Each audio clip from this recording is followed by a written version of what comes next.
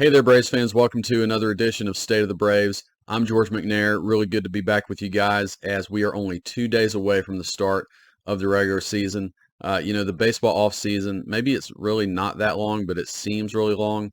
And especially with this longer spring training, it's just really, really good that baseball, real baseball that matters, the games are back.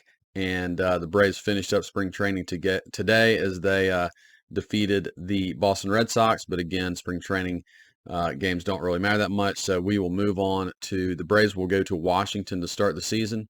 And man, I am just really looking forward to this season. I think the Braves on paper, and of course, there's only so much that means, but on paper, I think this is the best Braves team that has been put on the field in some time. They are not without some weaknesses, but they are really strong in a lot of different areas. And so what I want to do for this episode is give you guys my predictions for each of the Braves key players. You can basically say starters. We'll go through each of the five starting pitchers as well. And since we have kind of a tandem at catcher, I'll give you predictions for both d'Arnaud and Sean Murphy.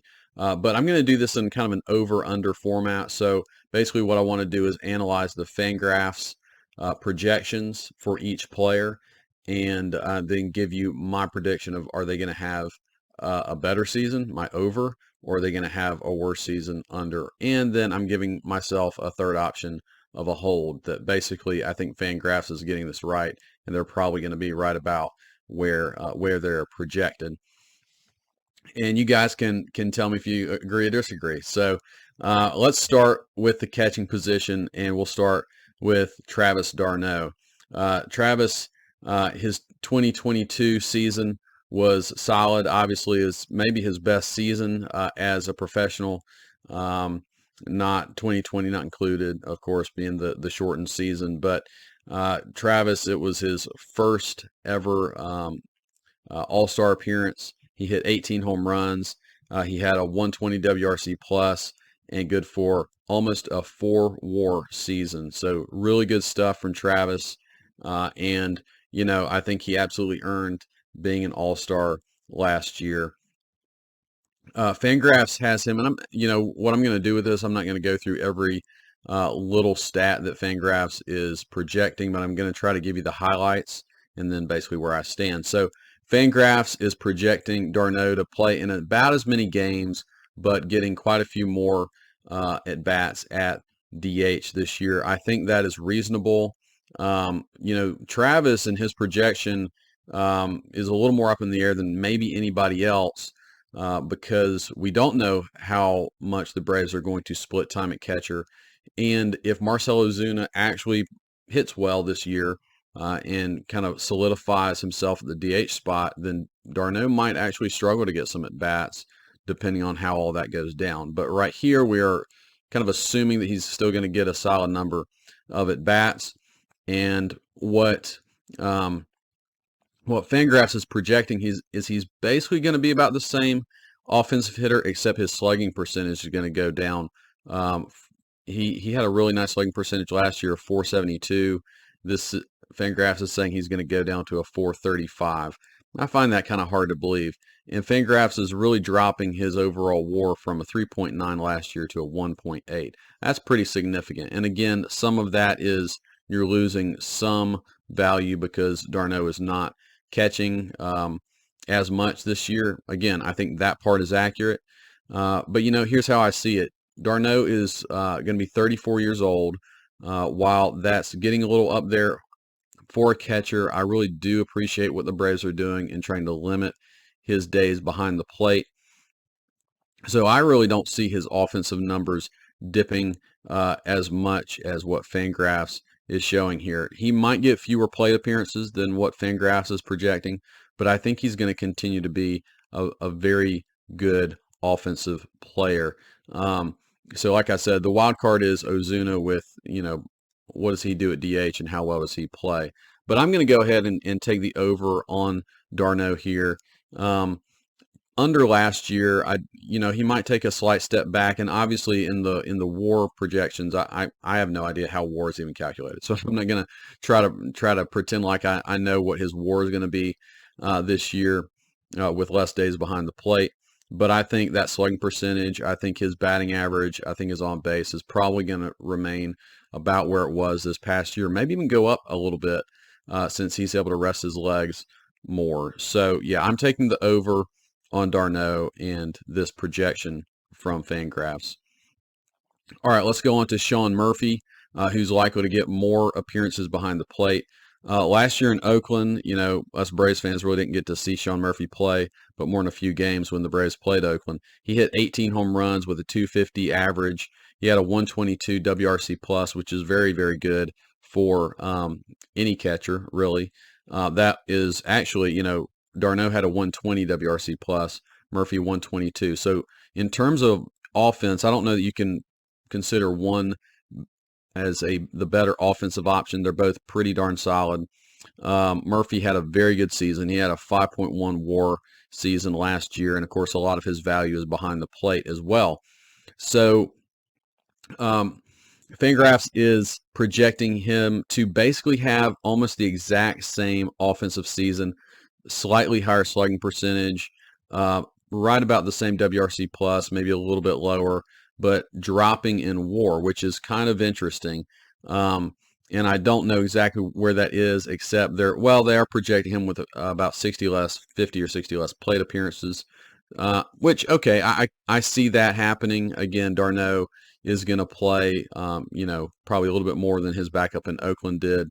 So I see it there, but I think Murphy is just so valuable defensively, and it's really interesting I don't know how they are considering WAR right now with the rule changes.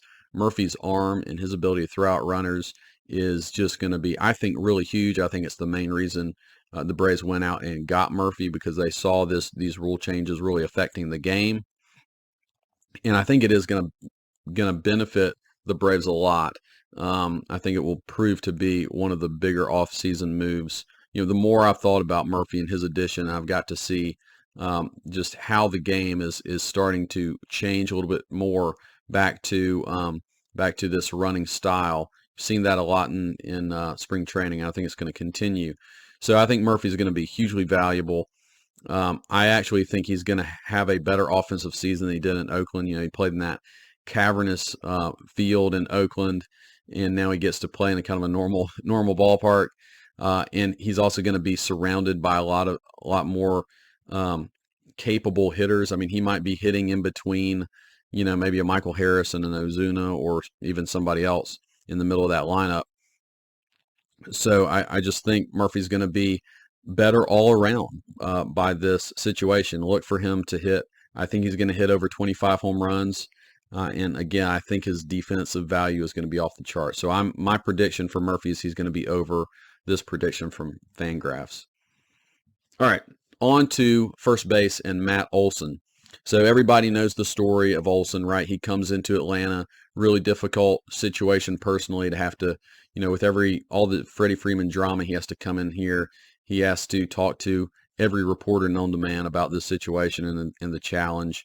And he actually got off to a pretty good start, but he struggled throughout parts of the season, especially I think it was August. He just basically went away for about a month, and yet he still managed a good offensive season. 120 WRC plus. He had a 3.1 WAR.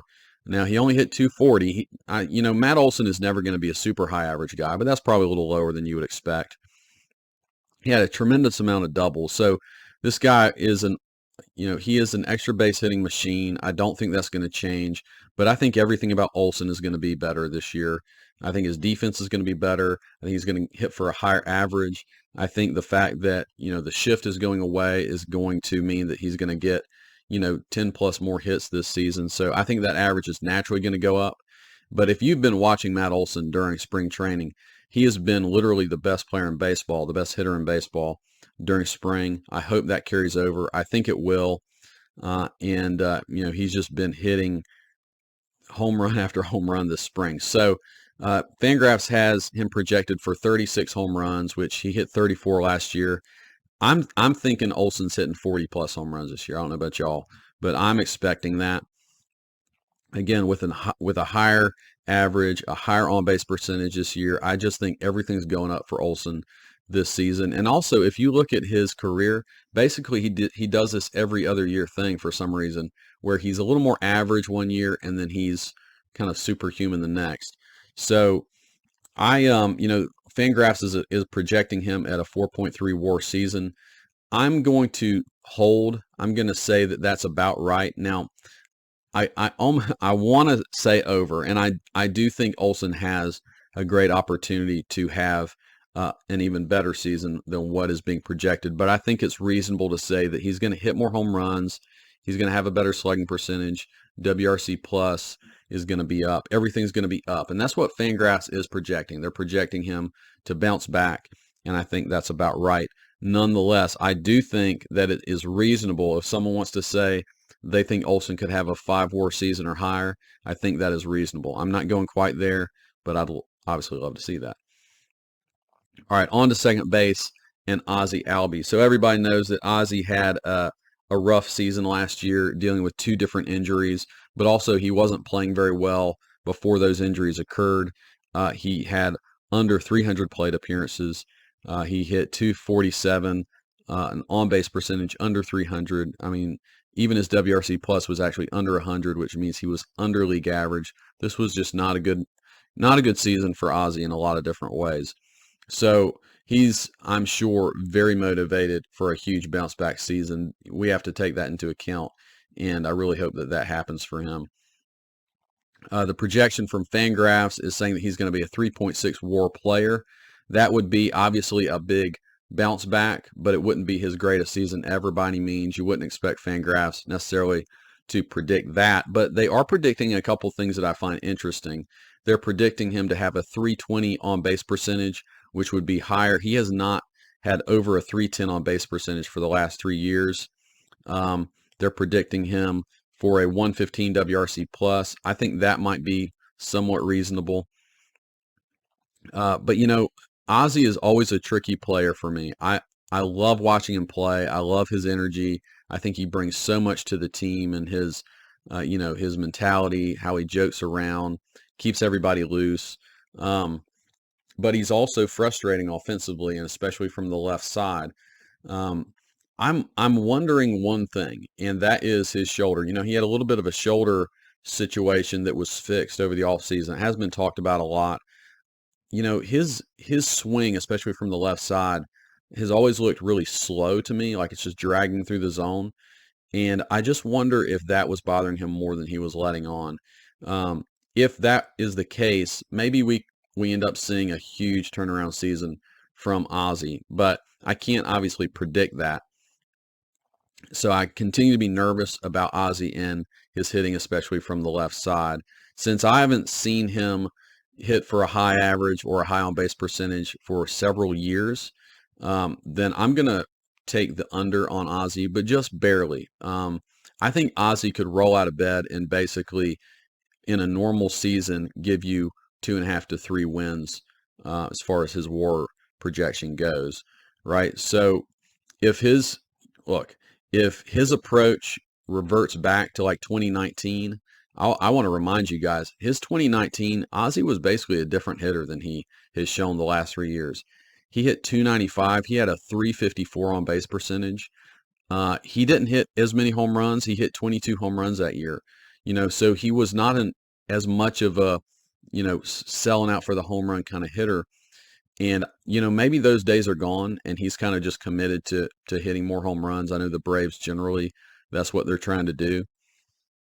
But I really wonder if he might at least find a happy medium between those two things. If he does, Ozzie's an all-star again, and maybe even a low-key MVP kind of guy. But, if he continues with a low on-base percentage, he'll hit his home runs. He'll play good defense. And with that, I think you do get a 3 WAR season. Again, Fangraphs is projecting 3.6 WAR. I think it might be a little high, but obviously it would be awesome if he could do it. The one other thing I will say about Ozzie is, here's what I would say a great year for Ozzie Albies is. a 330 or higher on base percentage and 25 or more steals, because I really believe he's gonna get little dude, but it's that sort of thing that will take him to another level, and that's what I'm hoping for Ozzy. All right, on to shortstop and Orlando Arcia.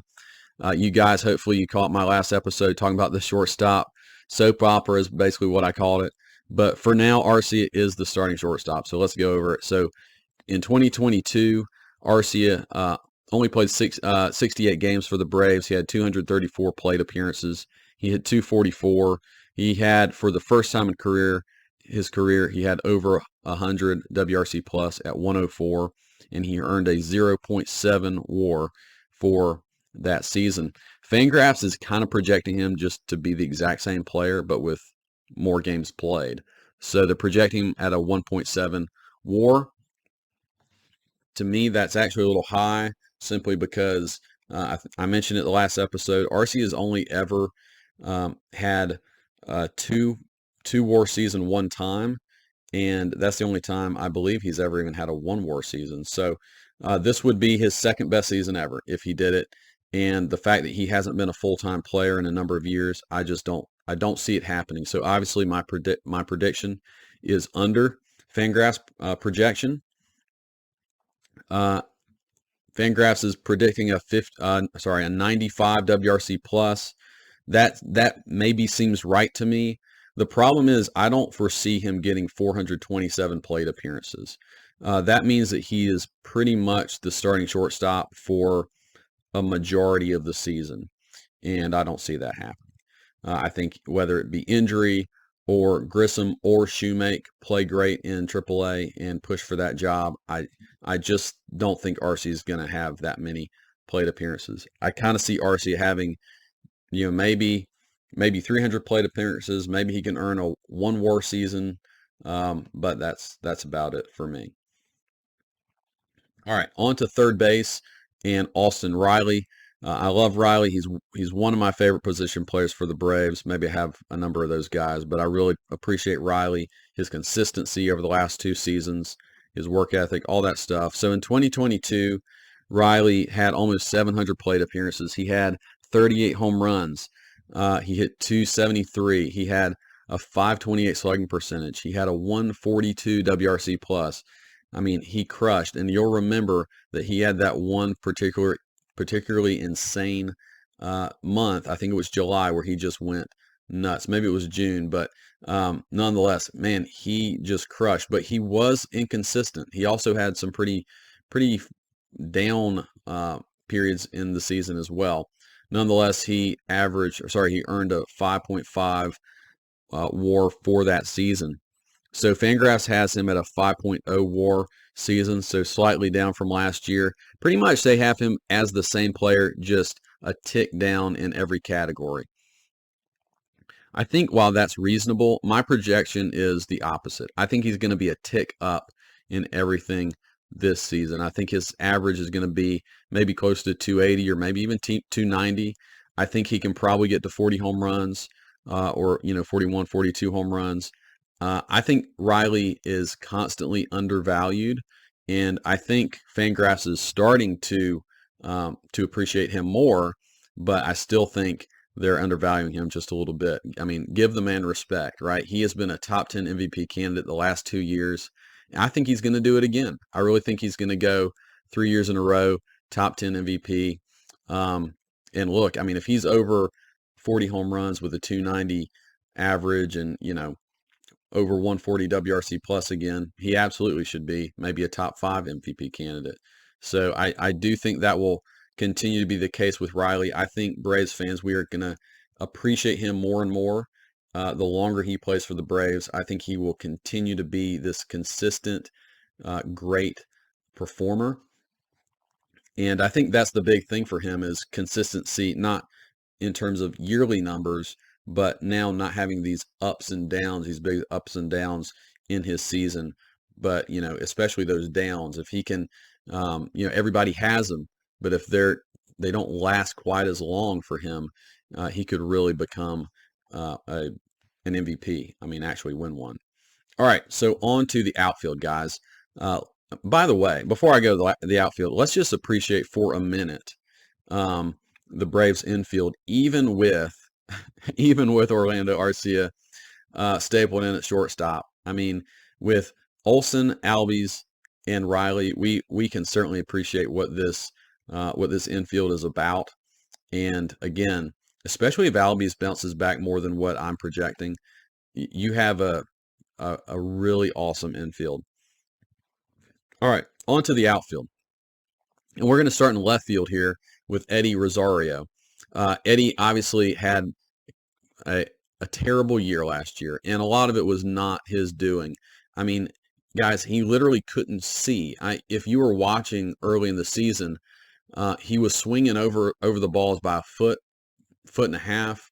He was literally missing balls that were just easy fly balls in the outfield, and they were going over his glove, and you're like, what is happening? And then you realize, oh, he literally like has a hole in his eyeball.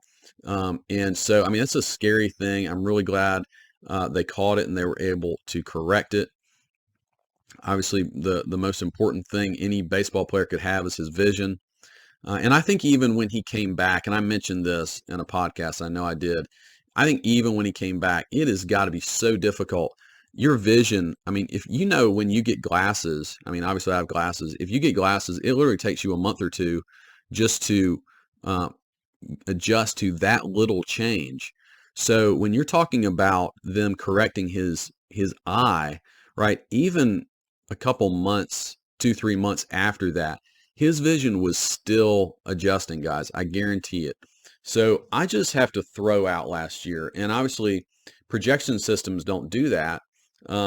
So a lot of what Rosario is projected to do this year is still based off. It's based off of his career, but obviously it's taking into account his terrible season last year, in which he had a 61 WRC plus, which is almost impossible to do. It's really, really bad.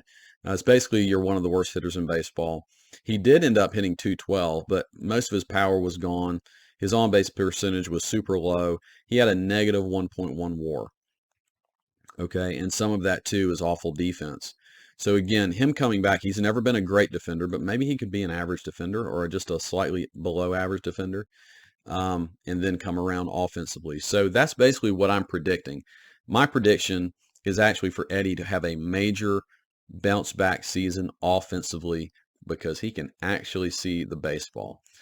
So Fangraphs is only predicting him for a 0.1 WAR. 0.1 WAR. Okay, you might as well just not play. If you're only earning a .1 over 462 at bats. So they have him as the starting left fielder for most of the season. They just don't have him being very good. And I think he actually offensively is going to bounce back in a big way. And this would be huge for the Braves because they're projected to be the second worst left field in all of baseball. This would turn that around, and what is perceived to be a hole suddenly, it's not your best player in your lineup, but man, how much deeper is that lineup offensively with Eddie Rosario crushing the ball? He has crushed 2 home runs in the last two, not counting today, in the last 2 spring training games leading up to today. He smacked 2 home runs. He hit 2 other home runs in the World Baseball Classic. It's kind of like once the World Baseball Classic happened, something flipped with him, and he has just been hitting really well since then. He looks like the old Eddie Rosario, like he's getting his confidence back. So I am expecting some really good things for him. My prediction, obviously, is over what the Fangraphs projection is. I think Eddie's going to hit 25-ish home runs, which is basically the kind of player he was in his best years in Minnesota. He actually got, I think, 32 home runs one season. So I'm not necessarily projecting that. But, hey, 25 home runs, a bounce back offensively just generally. His overall WAR projection is never going to be super high because his defense just isn't very good. We know that. But it won't be as bad as it was last year, right? Because he can actually see the ball. So I'm projecting something like a 2 WAR season that is a starter quality, a guy who is not a hole in your offense and I really hope that that's going to happen for Eddie. All right, on to center field, Michael Harris. And I think Michael Harris is going to eventually be my favorite player. I just really appreciate the guy. He's got a lot of swagger, and he is just super talented.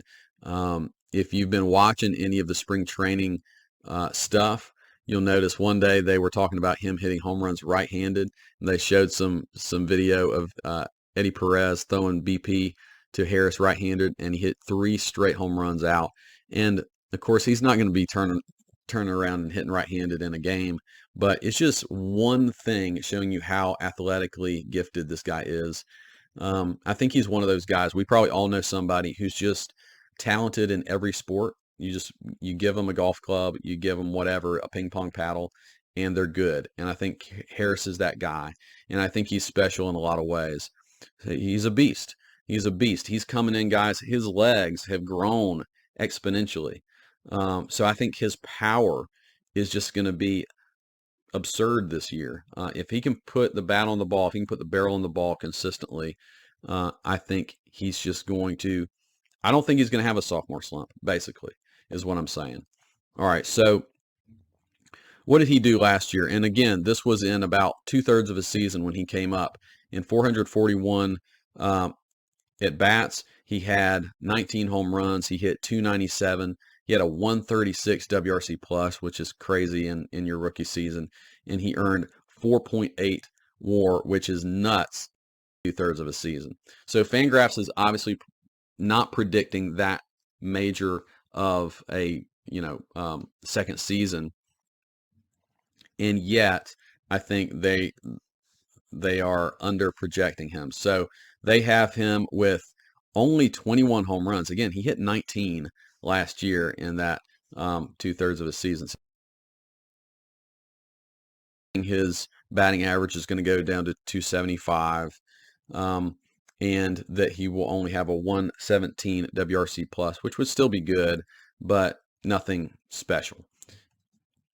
My feeling is Michael Harris is special. I think he's pretty awesome. So I'm going over, guys. I'm going over with this prediction. I think with the shift being gone, here's another lefty who is going to benefit, especially a guy with some speed. I think his power is just real, and he's going to continue to hit home runs. I think 21 home runs would be something that would almost have to be wrong for him to only get to 21. I think he's a 30 home run, 35 stolen base guy this year. And let's go ahead and put a gold glove on top of that. I think that's him. And if he does that, I mean, that's more like a 7 WAR season. I'm not predicting 7 WAR, but that's probably what that guy is, right? That's a Mookie Betts close to MVP kind of season. And obviously, I think Harris has it within him to do it. Could his average dip? I could see his average dipping, but I think most of what Harris has shown will just continue. And I'm just super excited to be able to see Michael Harris all season long this year.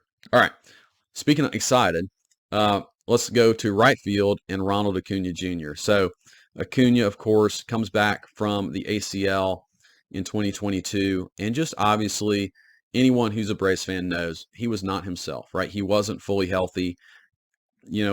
A knee injury like that is going to be sore for a significant amount of time. You're going to have some hesitation in what you're doing with that knee. It's not going to have the same kind of flex, just a lot of things going into it. And I really think that the biggest thing that impacted for Acuna was his power, his ability to turn and lift on a ball. And he started doing things with his swing that just looked a little weird.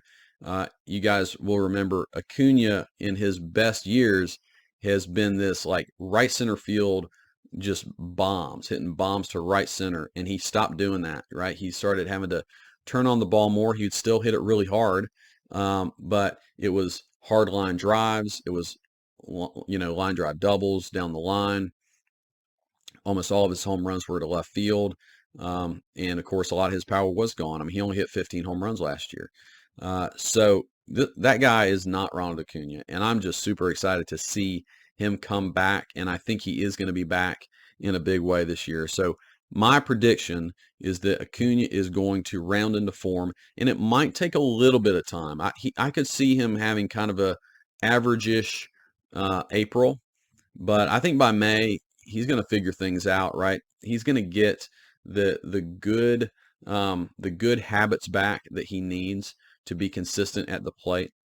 And once that happens, he's going to just roll.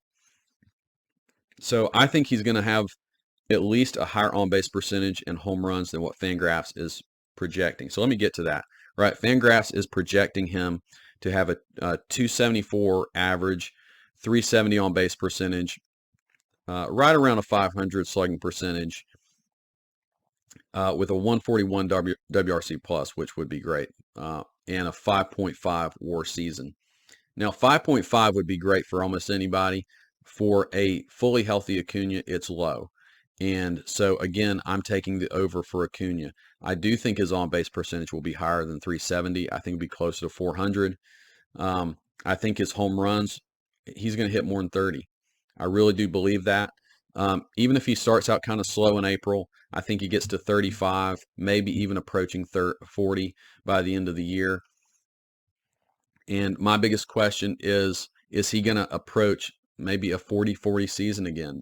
If he does, we know he's back, right?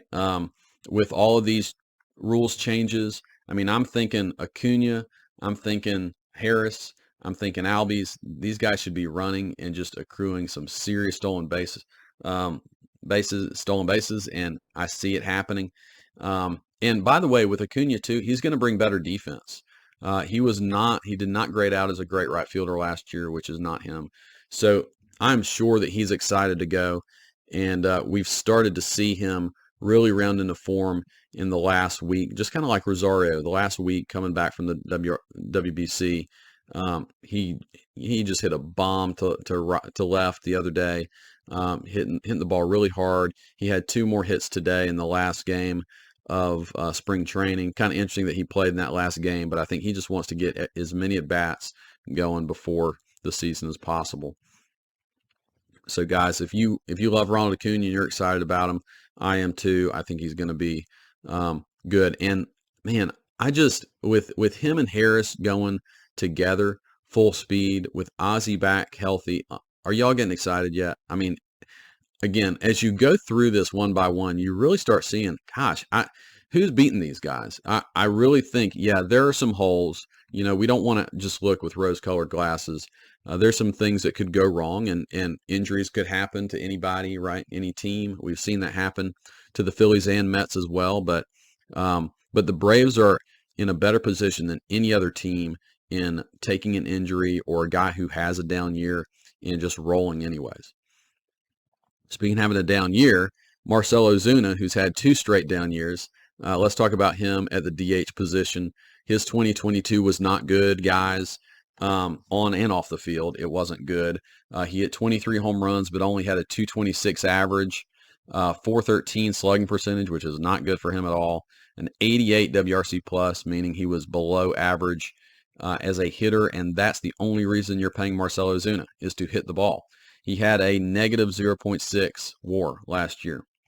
So, you know, obviously between him and Rosario, the Braves just got less than nothing last year from them. You give Rosario a little more grace on that than Ozuna. At least I do. But anyways, his Fangraphs projections are a little kinder for a bounce back. They're projecting him to have less plate appearances. Again, they're projecting that d'Arnaud's going to take some of those DH swings instead of Ozuna, along with a couple other players. But they're seeing him bounce back a little bit from what he did last year. Higher average, closer to a 250 average, a 109 WRC plus, so a little bit better than league average hitter, and a 1.1 WAR. So, look, you guys know I'm no fan of Ozuna. If it was me, he would have been off the team last offseason. Not even this offseason, last offseason. And then you guys know he had that DUI arrest this past season. Again, he would have been gone. Nonetheless, he's still on the team. And he did have a decent spring training. I'll just be honest with you. He did. And again, I think if he'd come in and looked horrible, he might have been cut. He played a lot this spring, probably more than any other player, which I'm sure was a little bit of a message to him. He constantly was forced to go on away trips during spring, which typically, veterans don't have to do that. So anyways, to his credit, he hit pretty well this spring, and now he's been given another chance to probably be the everyday DH and go out and prove it again. And so in terms of my projection for Ozuna, I'm just going to say a hold. I think he probably is a little better offensively this year, but I also think he's going to get fewer at bats. That being said, if he comes out and is, like a 2020 version of Marcell Ozuna, who was one of the best hitters in baseball for that shortened season, then he's going to be your everyday DH every day.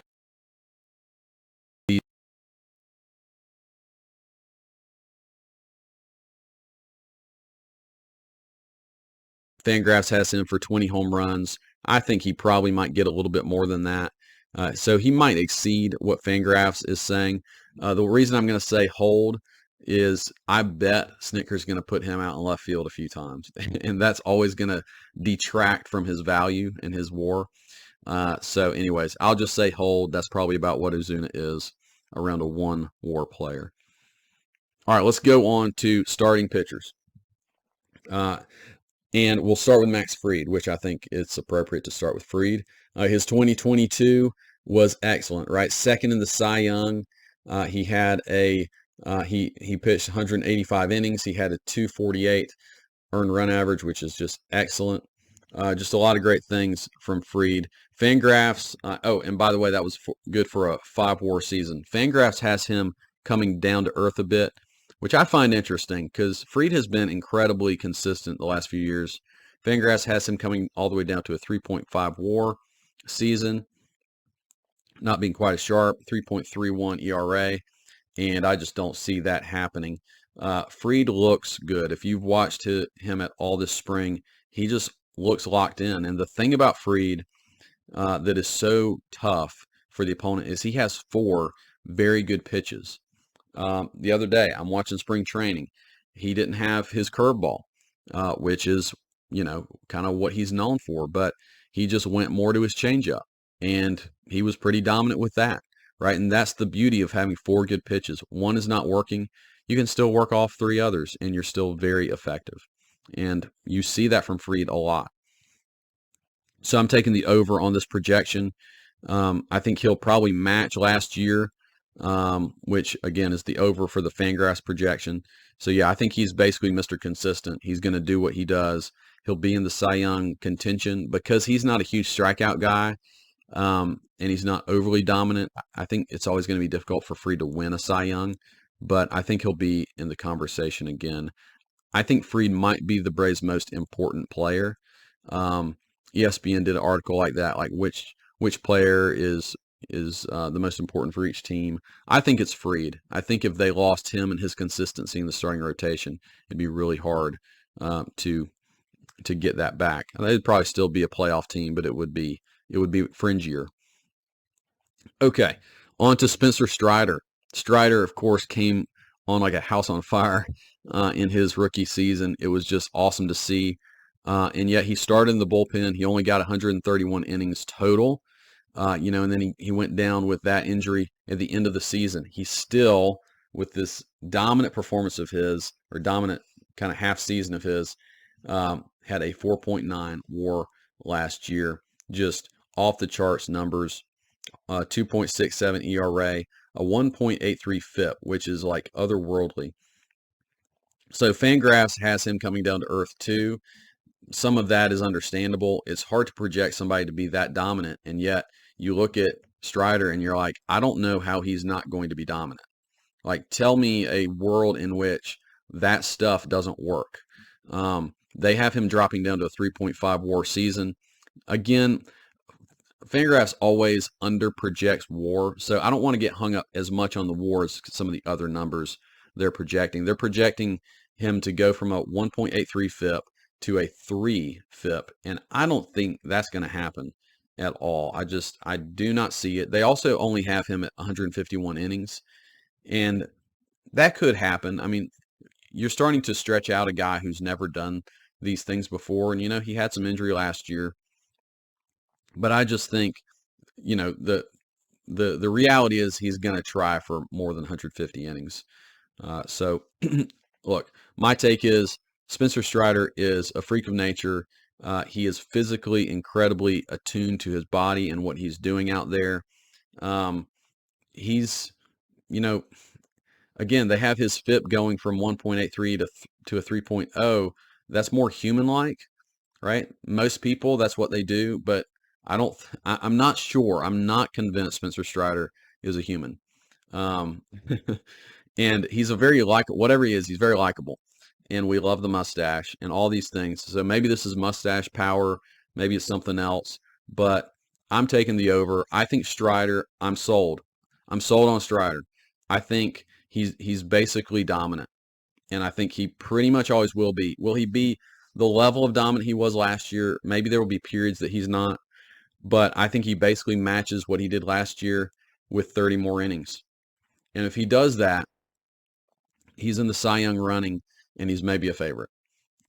So I think the Braves with a healthy Fried and Strider are really in the driver's seat in a lot of ways in starting pitching. And of course, don't forget, I'm not talking about the bullpen in this episode, but the bullpen is also, as far as WAR goes, projected to be the best in baseball.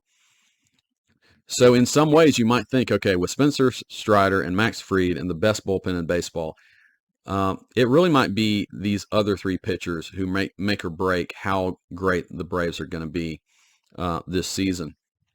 All right, so let's go on to Kyle Wright. Wright had an awesome season, right? He kind of finally figured it out in a lot of ways, and it was so cool to see that. He had 180 innings pitched. He had a 3.19 ERA, only good for a 2.9 WAR season. And again, how is WAR calculated? I don't know. But that's kind of lower than you would expect. But still, nonetheless, in so many other counting metrics, just a great season, and just the eyeball test too, right? Wright was super, super important to the Braves. He had the best postseason start in that not great series against the Phillies. All right, so Fangraphs is projecting him to basically take a step back. And not a huge step back, but a 3.88 ERA. Maybe one or two less starts, which makes sense since we know he's missing at least one start with that shoulder inflammation issue, which seems to be gone, but he's still ramping up to get ready for the season. But Fangraphs only has him for a 2.1 WAR season. All right, so my prediction is it's hard to predict, right, since he's starting on the IL, just in terms of what he's going to do for a full season. Is he actually going to come back in just about a week or so? Is he only going to miss one or two starts, and then he has no issues the rest of the way? None of us know that. But putting that aside, I don't think last year was a fluke. I think Wright figured it out. He proved that, right? It was a consistent season. It wasn't like up and down and some dominant and then some bad. He only had one or two bad starts, and everything else was pretty darn consistent. So I'm going to take the over on this projection. I think he matches last year, and perhaps he might have a slightly higher ERA, right? He had a 3.19 ERA last year. Yeah, it might be up more like a 3.4, 3.5. But I think he's just going to be consistent across the board in all of these other metrics. So that's how I see Kyle Wright. All right, on to Charlie Morton.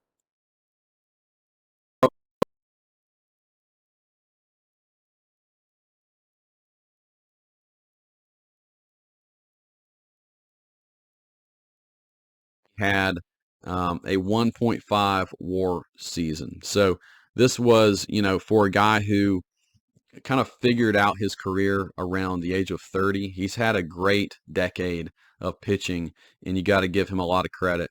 And he's given the Braves a lot of great starts. And he had good starts last year, right? He just did not have consistency, gave up too many home runs, too many walks, too many big innings was really his problem. He'd look good for most of the game, and then he'd give up a 3-run homer and then get taken out. So let's start with the Fangraphs projections, right? Their projection is basically a bounce back season. Actually, a pretty darn good bounce back season. They're projecting him to be maybe a solid half earned run less this year. They're projecting him at a 2.5 WAR season, which would be very solid. That would be a very solid bounce back season in less innings than he pitched last year is what they're projecting. So look, my prediction for Charlie is that Father Time comes for all people. I hate to tell you guys that. I hate to break that to you. It's true. Guess what? I'm right about the same age as Charlie. I'm starting to feel some things. The knees will sore. Okay. Things don't work quite as well in your late 30s. And I don't know how Charlie's done it to this point, right? He has had this longer career than most. He's had this not even resurgence, but this surge at the end of his career where he figured everything out. I just think this might be the end of the road for Charlie. I'm not saying he's going to have a terrible season, but I'm saying this will be maybe about where he was last year, maybe a little bit of a bounce back from last year, but not to the level that Fangraphs is projecting. Maybe a 2 WAR season, maybe a four flat ERA. That's kind of what I'm seeing from Charlie. I'm not going to give you guys a full prediction on the potential 5th starter because that's basically makes up 3 different guys in Schuster, Dodd, and Soroka. If you haven't heard the news, Schuster and Dodd have made the opening day roster, which is really cool for them. They're both at least going to get 1 start, and then maybe see where we go from there. But I will tell you that Fangraphs projects those 3 guys combined to have a 1.7 WAR. Based off their projections, I think they kind of see Soroka as the best pitcher of the 3, but they see Schuster getting more innings pitched, Dodd less than the other 2. So if, based off of Fangraphs, if Soroka could bounce back and have obviously 100 innings plus, now you're really talking about having a significantly talented guy in that 5th starter spot. But I've told you guys, I like all 3 of these guys. I feel really good about the 5th starter situation right now. Of course, all 3 of them could plummet. All 3 of them could deal with injuries. I hope that's particularly not true of Soroka, but I'm really good with these guys. And what I would say is generally for those 3, a 1.7 WAR feels low. I think even if just one guy solidifies himself in that 5th starter spot, I could see a 2 WAR season or higher from any of those guys. So yeah, I'll say over. Now, just to go back through this, most of my feelings on these predictions are over, guys. I'm feeling really good about this season, about this team, about most of the players, and even the guys where I'm not as bullish on, like Ozzie. I could totally see it going the other way, and these guys have the talent to do it. So yeah, there's a lot of positive feelings I have for this season. I was pretty annoyed, bummed, confused, frustrated by the shortstop decision. The one thing I will say, and I don't want to spend time on that again, but I'll just say I still feel fine about where it's going to end up. I don't like where it is right now, right? But I think it will probably end up in a better place than it is right now. So just as I wrap up this episode, guys, we should be all super excited about this team and the talent that is on this team. As you go by these guys one by one, you really start to realize that. I mean, think about it. A healthy Acuna and Albies this season and all the excitement that will bring, a deep starting rotation in which your top 2 guys are both real Cy Young candidates. I would say 4 legit MVP candidates. And who would I be talking about? I'd be talking about Acuna, Harris, Riley, and I think Olsen is a dark horse, right? I think he could have that kind of season. 3 legit 40 home run guys in Acuna, Riley, and Olsen. 3 legit 30 steals guys in Acuna, Harris, and Albies. And the best catching tandem in baseball. All of that exists on this one team. And, I think across baseball, people are realizing it. The last several years, the Braves haven't even been picked to win their division. And, last year it was a little more, maybe 50-50 of people who were picking the Braves to win the division. Um, and now it feels like they're starting to catch some steam across the baseball world. People recognizing how good this team is. I think it's real, you know. And so just it's cool stuff. All right. So guys, I'm going to come back to you guys. I'm going to try to come back with another episode tomorrow. I can't promise it. My schedule's a little tight, but I'm going to do my best. So if I'm able to do that, I will come back and give you season predictions of like some specific things, right? I was obviously specific on each individual player here in my predictions, but I'm going to give you team-wide predictions in my next episode. So even if I have to come back after the first game of the season to do that, I will.